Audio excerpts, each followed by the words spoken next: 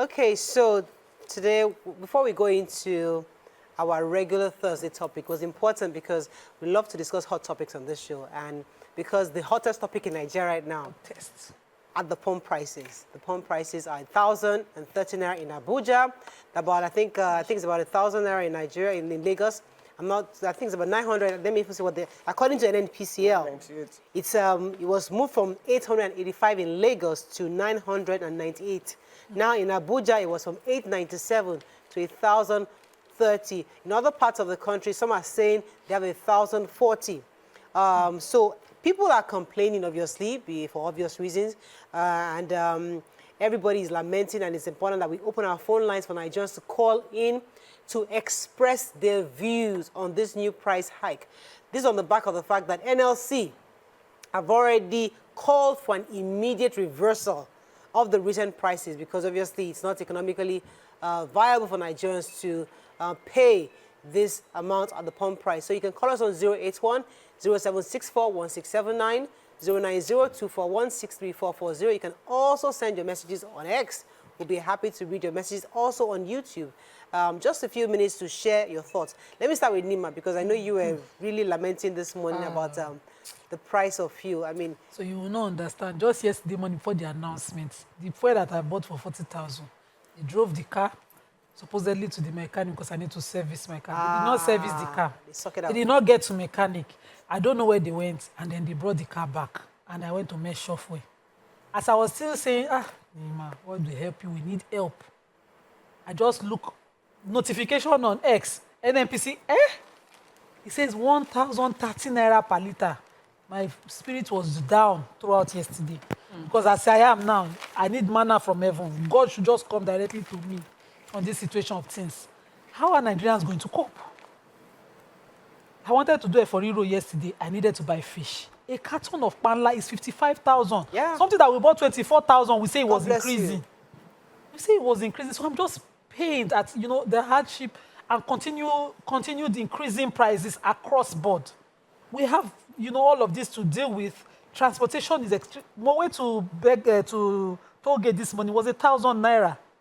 These things are continuing, bills in front of every Nigerian. It's something that government must now sit down. There must be a policy that they put in place, and we see the immediate result. And the way we see the immediate increase of fuel and its implications, we must see the immediate result on food prices dropping. Yeah. It just has to be immediate. So at least something must work. I've just been down. If you tell a client this is your price, they'll be pricing you like tomatoes. Everybody will be telling you, see situation of things. It's money that you use to run your business.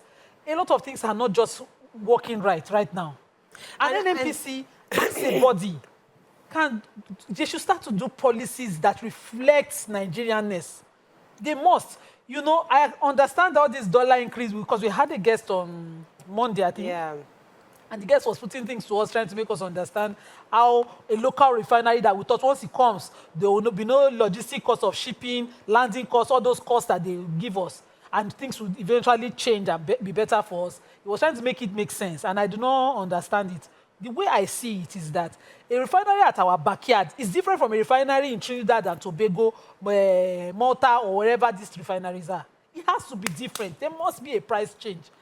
There's no way you want to explain it to me. If I am producing rice in Bida, and then I have to pay 4,000 naira per bag on a bus to get each bag here. Imagine if I was doing it in Imota, will I pay 4,000 naira? Exactly. There has to be a difference. I don't understand. Make it as basic as possible for somebody to understand because salaries have not changed. Minimum wage is 70,000 naira. Put it in a month of things. No change, nothing. But cost of fuel, which reflects on other prices, is constantly changing. Help us to understand.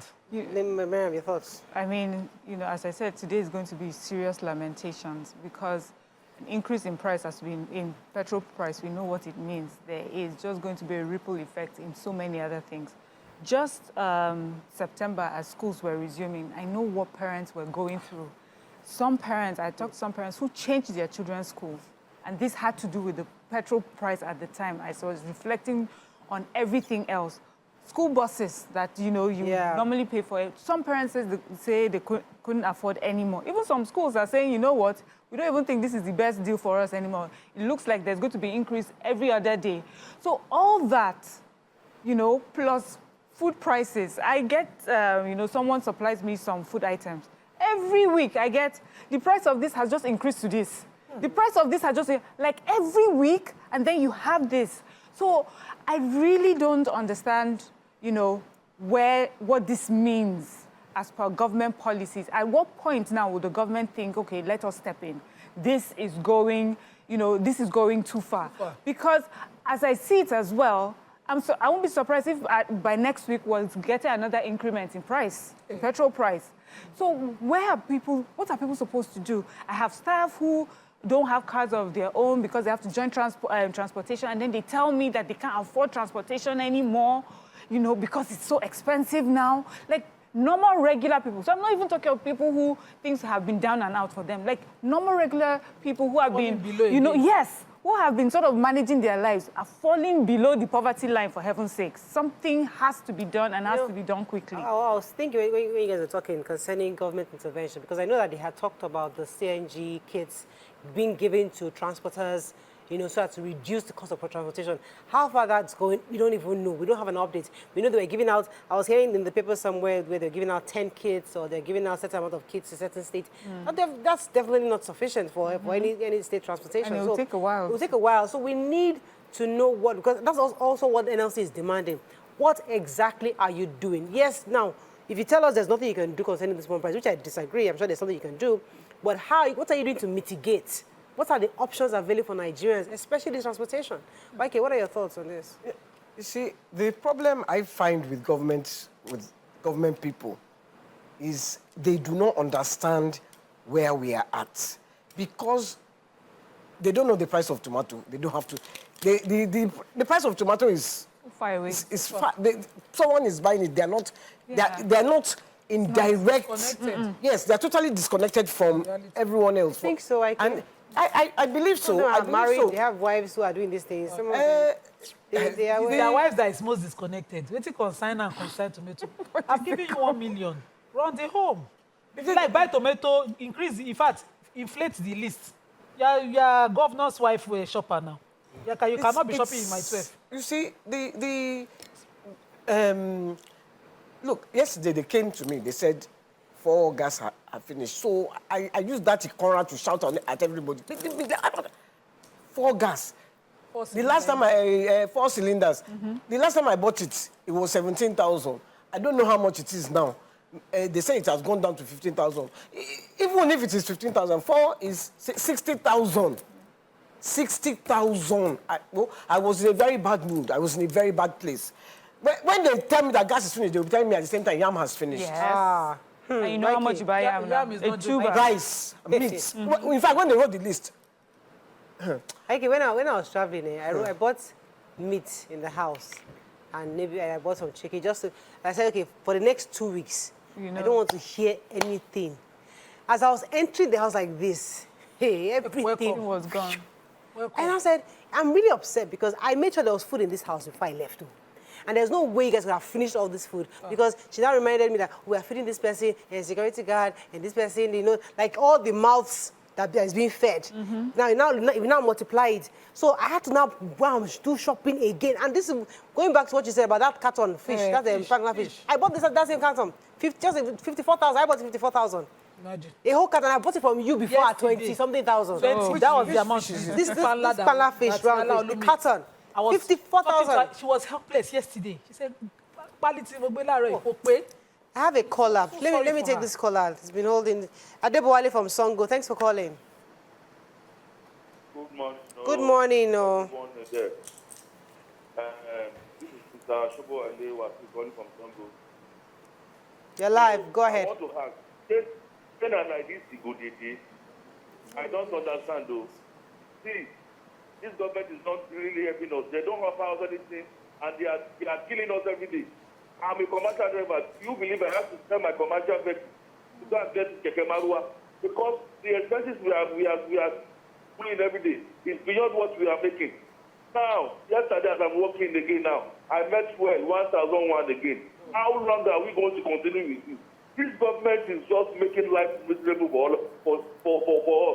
Should we be regretting that we put a Democrat leader to govern our country for us? How long are we going to continue with this? Every day, inflation on everything. And the worst thing is that if the first we are taking for 100 naira, you get out now and tell them that it's not 100 naira. They won't set that. So we are running a big loss. How long are we going to continue with this? Help us and talk to these people. If they don't understand it, they should leave it. And they let them put another person that can do better things for us. Everything is getting worse than every day. Thank you very much. We are tired. We are tired. Don't you Thank you, Shibwale, for your thoughts. Yeah. Because I was one of the people that was against this removal of the subsidy. I remember having many heated arguments with you here. I don't believe that subsidy should have been removed. Even if you are going to remove the subsidy, what you need to do is subsidize other areas. But what is happening? Subsidy of petrol, subsidy of light, subsidy of this. So we are now, we are just like that. No cover. We are no cover. And already, before the subsidy removal, we're in a bad state. We're in a bad state. Now we're in a state where I've not been, since I came back from England, I've not been able to fill up my tank. Because 20,000 doesn't fill up my tank. And I'm not going to buy more than 20,000 naira. So I will buy, before I go to VI and come back, petrol don't go down again. I will look at my life like this. Okay. I will say, okay, let me be looking. I will wait. You know, then fear that there will be no petrol. Quickly buy some more petrol. So I'm at a place where I haven't been for a very long time. Because the naira is now worth less. Yeah. So let's assume I had 1 million naira in my account. 5 years ago, that 1 million naira, I would feel like a king. If I have 1 million naira, that is 1,000 naira. That is... That's like $1,000. I went shopping for my son the other day. Let me take this call. Who does you? Let me take Timothy. Okay. Timothy, you're live. Thanks for calling. Thank you. Yeah, I want to talk about... I need some volume, please. Water. Hello, I said I want to talk about the pure water that we used to buy a bag of pure water before, 100 naira, 70 naira, 80 naira. Today, then we can buy pure water. Somebody will ask you, cannot out of the store. Easily to give.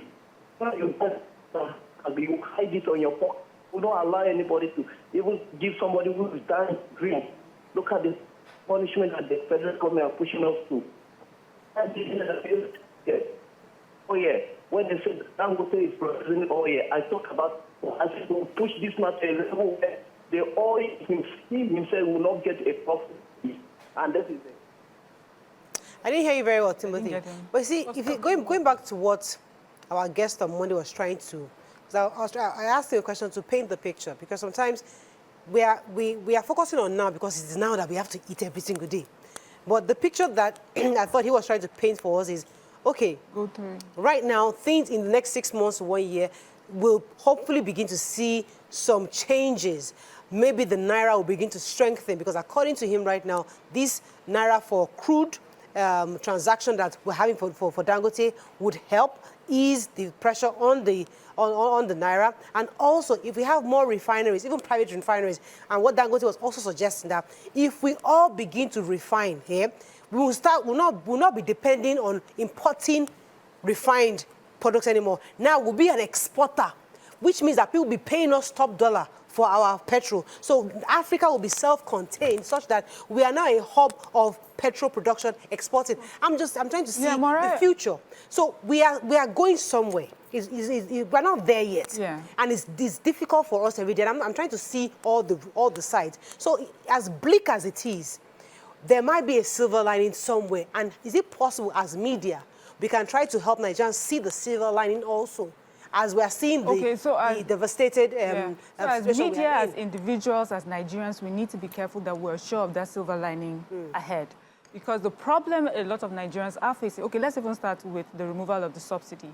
There was a reason why it was removed, because of the heavy corruption around it. And a lot of money was going in there that they felt that this is money that would be coming to Nigerians and alleviate a lot of the issues that we're having. So we thought we'd be seeing a lot of this money in our healthcare, in our education, in transportation in some way. But it's not reflecting. And it's been a while. Okay, let's pause for that. That point you just made. Let's start with that. Okay. Now, they said that they're giving more money from their saving. Yes. As being the state governments are now getting more money. Yes or no? Yes. Okay. So based on the savings, right? Now, what are the state governors doing? Good. What are the local government doing? So why are we not putting our energy on the states? You've received this amount of money increment since last year. What are you doing in your state? We're putting our energies on government. Federal, state, local government, wherever. We are Nigerians. We are the people. Yeah. We have put our representatives. So when we're talking, we're not singling out one person. We're singling out we're calling out the system. We're calling out all our representatives, everybody that has access, you know, to the resources that are supposed to come to the regular Nigerians. The truth is, you are the leader of a group of people that are suffering. And you have given them sort of like a template, like a plan. And you said, we'll do this so that you will see this. Yeah. We haven't seen that. That's one. We also understand the problem of corruption in our country. So this silver lining, I don't think anyone has as much hope, you know, that like I used to. But there are things that are happening now that I'm questioning. This hope, this silver lining, will these representatives allow that thing to happen? Will they, or their corruption will overtake them so much that Nigerians will not see the benefits of all this tightening of belts and tightening of whatever purses that we're doing? So if then you say to us that, oh, we now have a refinery here in Nigeria, and, you know, before the refinery came on board, we had all the things the benefits that are supposed to come to us. Cheaper prices, more availability of petroleum products. And see, look at the stories back and forth concerning it. So those are the questions that we have. We don't mind.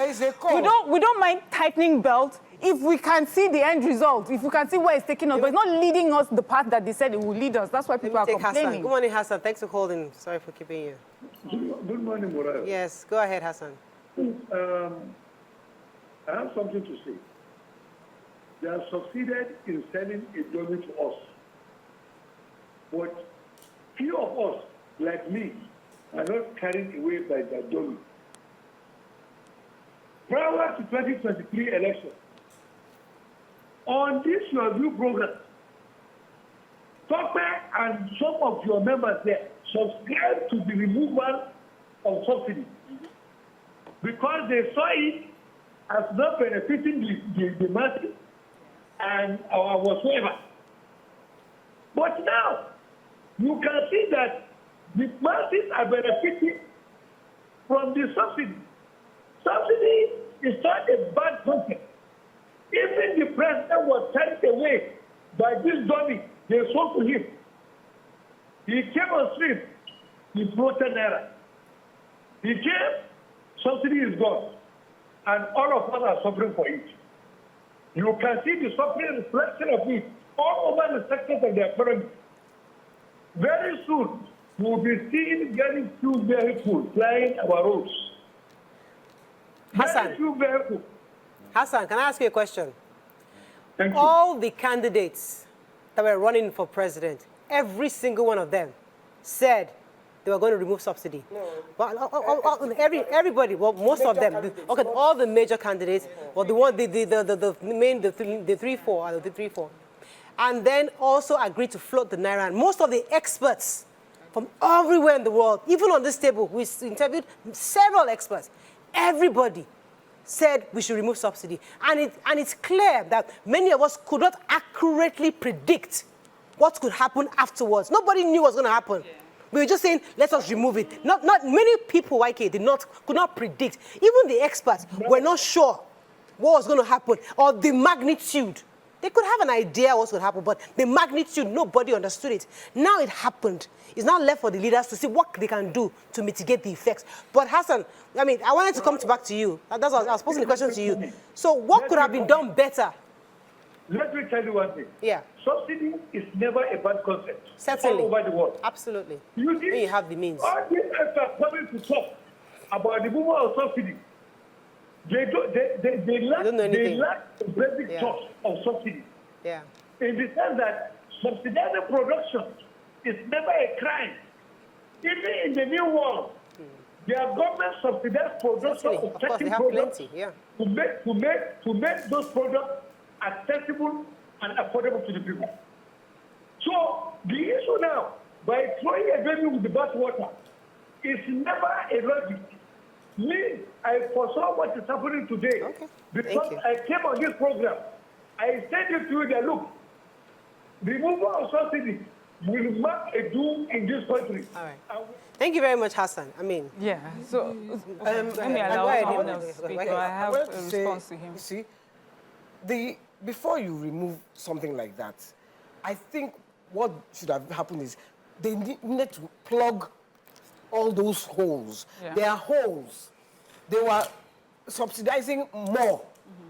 You know, people were buying petrol and taking it over the borders, and there was massive corruption. Yeah. That was why subsidy was, they wanted to remove something because of it. So I think what should have happened was they should have found out what is happening, why we are buying and using so much fuel. I don't go out as much as I used to. I could. So why are we using what's happening to this fuel?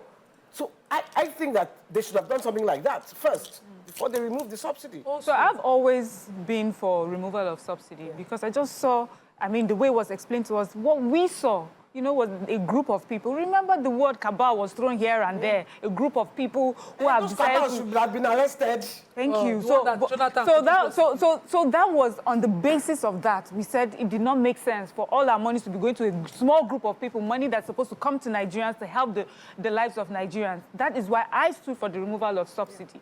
And when all the experts came and everyone told us, you know, why they also thought it was a good idea, they sort of gave us like a plan. Yes, there wasn't a timeline, but these were some of the things we would see as a result of the removal of the subsidy. It will free up this money that has been held down by a group of people, and then we'll put these monies here. Okay, now we don't have those money there. Let me, I have to go on a break, I'm sorry. I have to go on a break. Let me hold it for a while. Let's go to a short break, we'll be right back. I'll come to you, Nima.